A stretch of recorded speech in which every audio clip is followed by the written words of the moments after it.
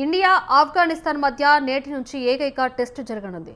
ముల్లాన్పూర్ వేదికగా ఈ టెస్టు ప్రారంభం కానుంది. 2 నెలల పాటు ఐపీఎల్తో బిజీగా ఉన్న భారత క్రికెటర్లు ఇప్పుడు ఒక్కసారిగా టెస్టు ఫార్మాట్లో వినోదం అందించేందుకు సిద్ధమయ్యారు. ఈ టెస్ట్ ఇండియాలో జరుగుతుండటం, ఆఫ్ఘన్కు పెద్దగా రెడ్ బాల్ క్రికెట్ అనుభవం లేకపోవడం మ్యాచ్ ఏకపక్షంగా సాగే అవకాశం ఉంది. ఈ రెండు జట్ల మధ్య ఇవాళ ఉదయం 9 గంటల 30 నిమిషాలకు మ్యాచ్ ప్రారంభమవుతుంది.